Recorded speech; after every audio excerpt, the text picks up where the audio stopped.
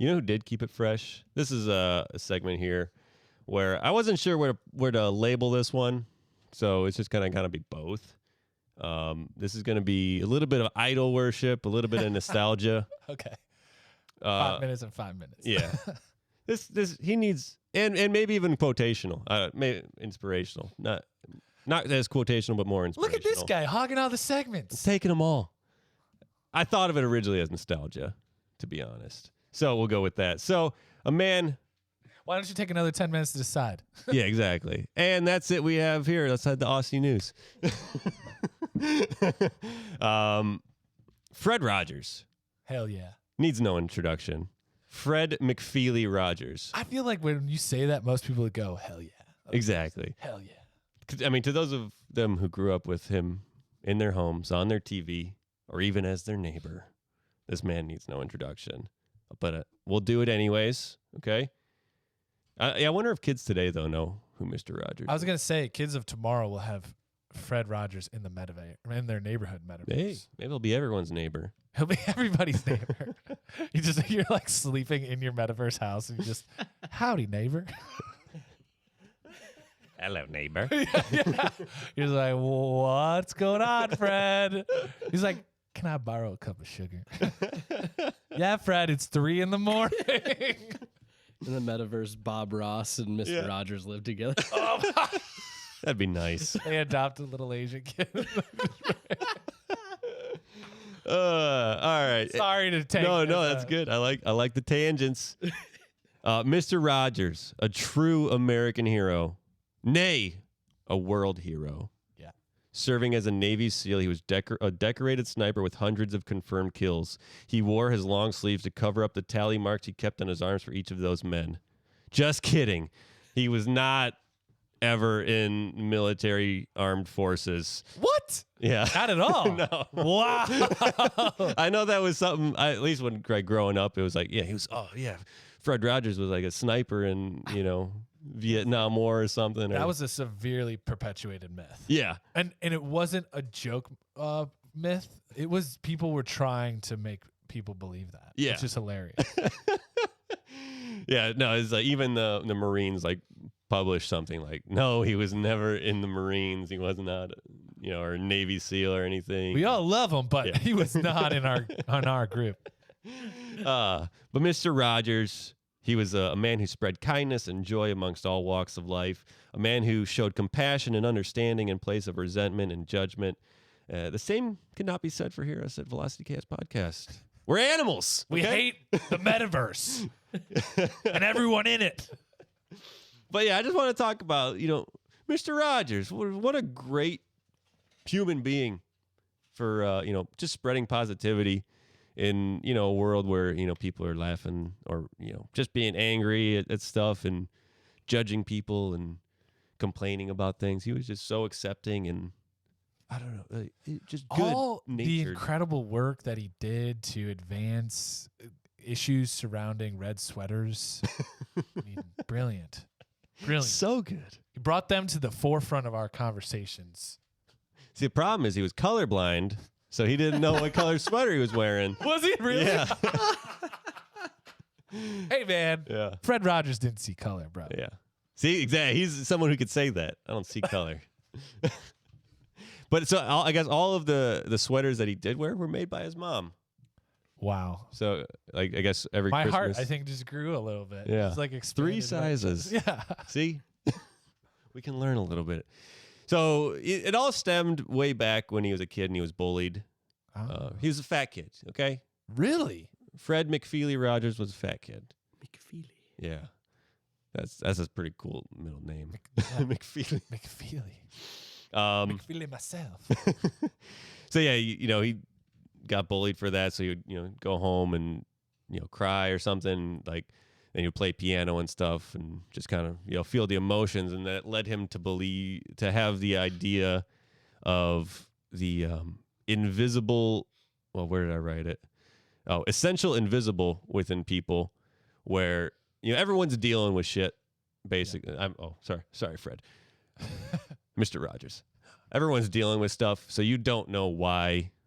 Like if you see someone doing something that you think's, they're being a dick, Like Yeah. you don't know what they're actually going through that caused them to do that. That doesn't give them the right to do that stuff, but it's just that essential invisible of everyone that everyone's dealing with something, and everyone deserves someone to listen, or or I don't know, a pass. I don't know. Or, So he coined that term, I don't know. essential invisible, I don't know if he coined it, but he used it. Yeah. I think that's a really bold choice to go down that path. Yeah. I think a lot of good people, or a lot of people who are open-minded, especially like now people I listen to or look at and admire, take that path of saying there's probably something upsetting that person today. Yeah. And they don't take it personally. It's great. It's kind of like, I know I harp on it all the time, the 4 Agreements book of not making assumptions. You're not assuming that person actually like hates you. You're assuming that something's going on in their life. Yeah. Oh, so you are making an assumption. Okay, so not that one, but don't take anything personally. That's it. Because if they're coming at you, you're just like, something must be going on with this person. Yeah, that guy's just a piece of shit. That's what's going on. Hates his life at home. His dog probably sucks. shit on his shoes. Fuck that guy. But that leads me to think of the I heard this within the year. It's we judge other people based on their actions, and we judge ourselves based on our intent. Whoa. So even if we go through the same situation of just say it's something as simple as tossing something in the garbage can, like on the move or something, you can't pick it up and you miss. So you see someone else do it, like, oh, that asshole just threw his garbage on the ground. But you do it like, oh, no, I tried to make it in. And so you give yourself benefit of the doubt, whereas other people, that's probably not a good example, but just something for how you what can happens twist. if you flip that? I don't know. Is it or what if do a thought experiment? Yeah, it is a Flip thought. Because then are you too hard on yourself? Well, use the same thing. Oh, so throw it. Oh man, I'm just a piece of garbage for throwing that garbage on the ground. Oh, that guy was probably just trying to throw it in and missed. He'll get it next time. So that doesn't sound like that is good either. It's got to be more of a you probably. Yeah, I think you got to give everybody the benefit of the doubt then, including yourself. Yeah, that's probably not the greatest example, but no, but I mean it's a good thought experiment. Yeah, exactly. You're being too hard on yourself. Thanks, man. That invisible investment thing. The important invisible, is that what it was? Essential invisible. I was getting close. I thought the invisible investment was good. Yeah. I thought I was like, oh, is that what it was? Yeah. You don't even know that I just gave you something. Hey. I'm writing that one down. I just inserted something deep inside you without you even knowing. So back to Fred Rodgers. Yeah. So he would go home, play the piano, make himself feel better. That's always something that mellows me out, playing music and stuff. You just jam out. But so he was a musician. He played the piano, wrote songs for all the Mr. Rogers songs, and several hundred more for other stuff. He went to college for arts and music, so he was a very talented musician songwriter as well. Wow. This guy did it all. He did it all. You know what he also did all? It said that he responded to all of his fan mail. Jeez. So his morning regimen would be waking up at 5, praying, going for a swim, general stuff, and then just taking a lot of time to read these letters and look at the pictures and stuff and respond. It says, responded to all of them. Who knows how true that is, but I would imagine I believe, he got to most of them. Yeah. With, or intended to get to all of them. Trying to, at least. Yeah. So, because he wasn't a bigger guy later in life, so he got fit.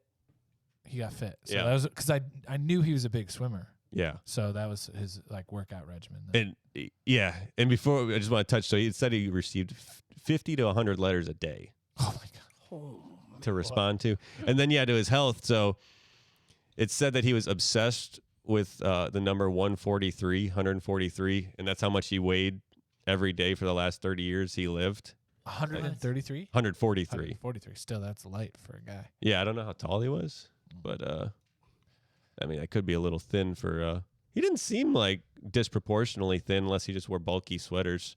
Yeah. But so he was obsessed with 143 because he was always looking for ways to.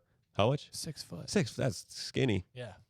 So he was always looking for ways to inject love into his life Sure. and just spreading goodness. So the way he made it correlate to love is 1 letter for I, so 1, 4 letters for love, LOVE, 4, and 3 for UYOU. So 143, every time he saw 143, he thought, I love you. And that was just his way, like in the morning, to see 143 on the scale. He just instantly had self-love. Wow. And so it just brightened up his day. Even that made me kind of like tingle a little bit. Like, oh, that's adorable. That sounds traumatic. Sounds damaging. I love you. 143. Yeah. That's cute. And I feel like that's just something he did in his life, of just spreading love and positivity, no matter who he encountered. And you just have countless accounts of just people saying he was remarkable. He is one of those special people, because I looked it up, like, what was his net worth? What was he getting paid? He never he was obviously famous. Mm-hmm. I mean, people knew him everywhere, but he wasn't your, like, show off, blow hard kind of guy. No. And yeah, I don't know. Just he helped define a generation, and people know when you say Mr. Rogers or that person's like a Mr. Rogers, they know that they're a genuine, very friendly person. So I think it's just really cool that people are willing to live that life. It's a hard walk, to say 143, I love you. I see myself in the morning, and Yeah. that I want to give other people love. And like they did that whole movie with Hanks and everything about, like we don't want to investigate Rodgers because what if there's dirt on him, right? Yeah. And then they do it anyway, and they find out there's not, and you're just like, somebody's got to be that man guy. is a saint. Somebody's got to be that guy, though, right? Somebody, some man or woman has to go be that person, because like the world needs those people desperately. Yeah. We're not all going to be perfect, and we can only maybe aspire to be more like Fred Rodgers. Yeah. But people got to try, because if you can start getting more people like that who can prove, like, look, you can live a good life of, spreading goodness and love without having to, be a pompous ass, then I think other people will feel encouraged to try to do the same thing. Yeah.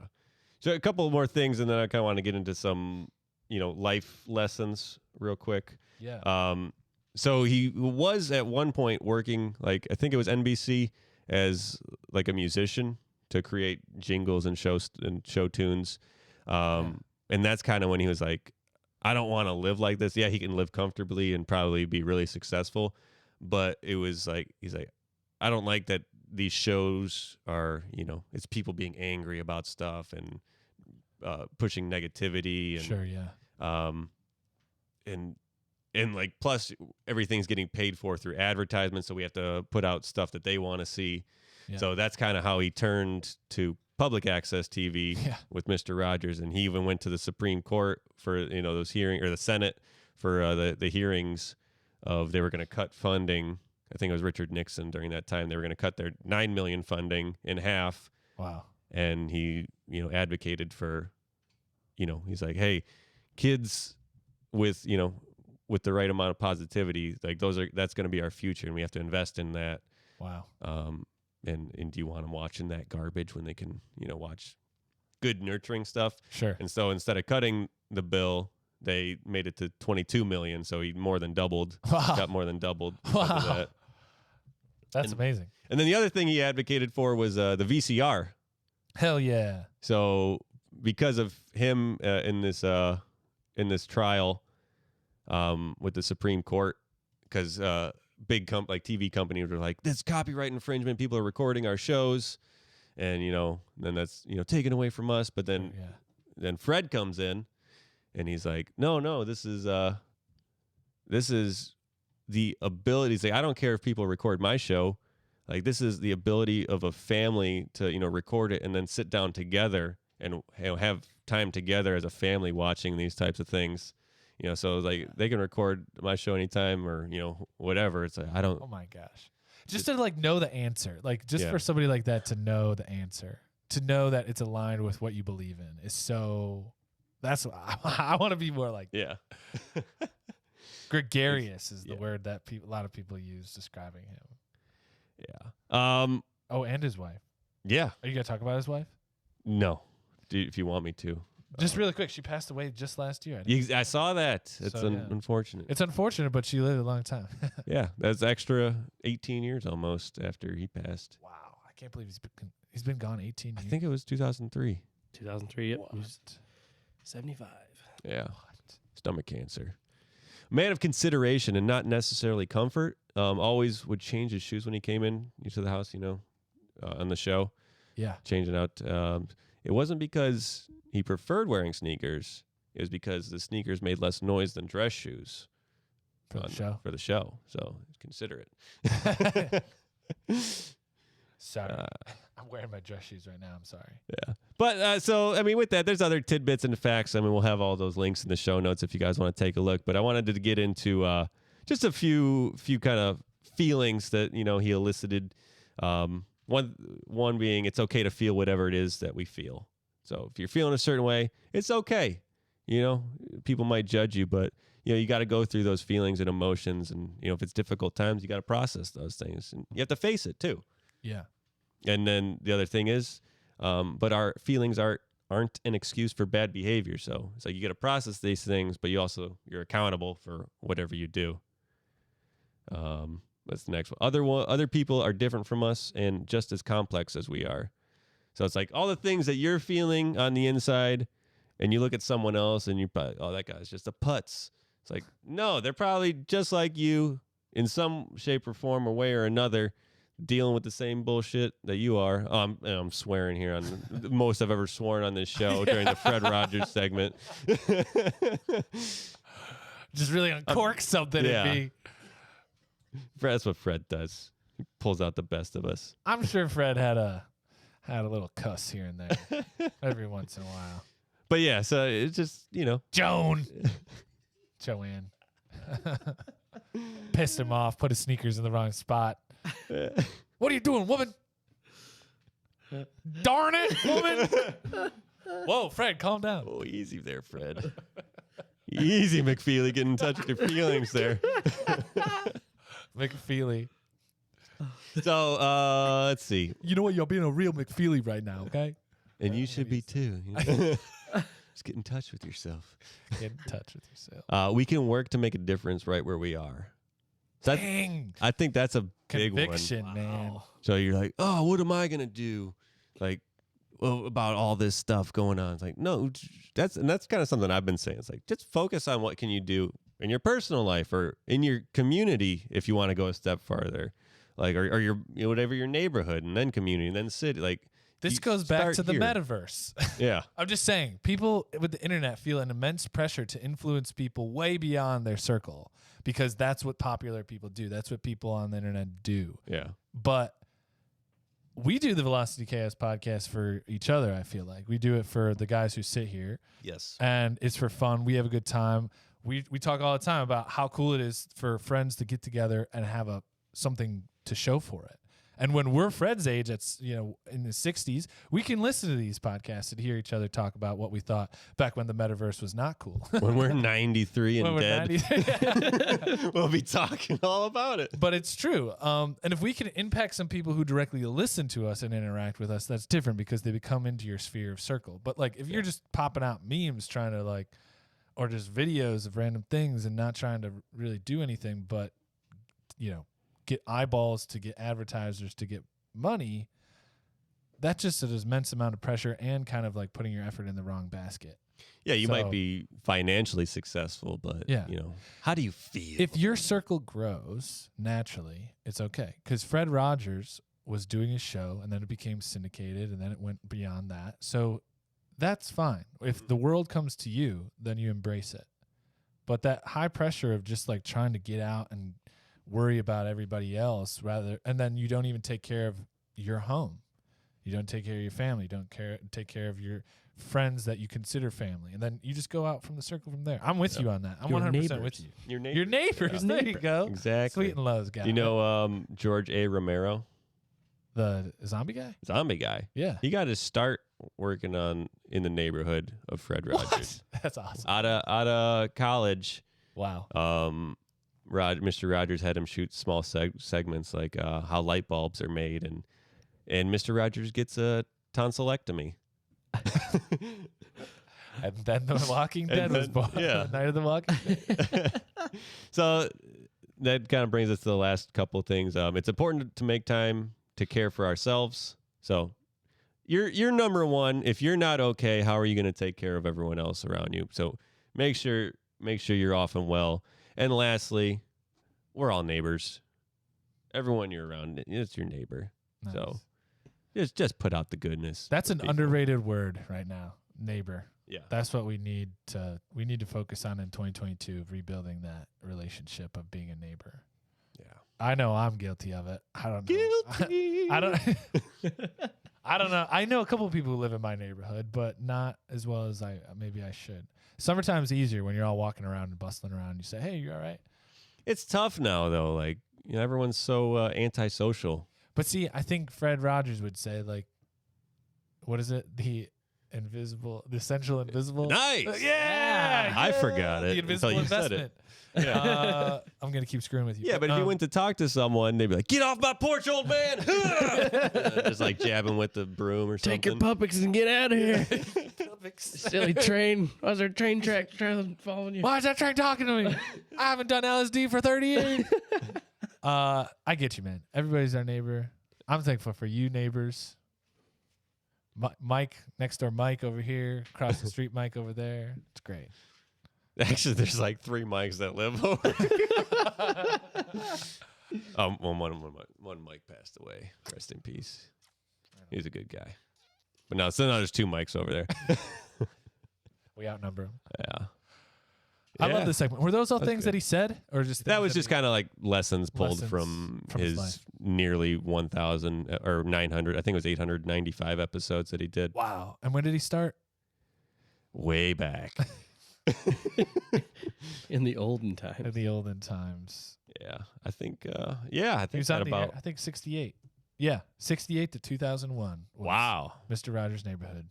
what a Holy great cow. guy. That's 230. Wow. 33, right? 33 episodes. 33 times whatever makes almost 900.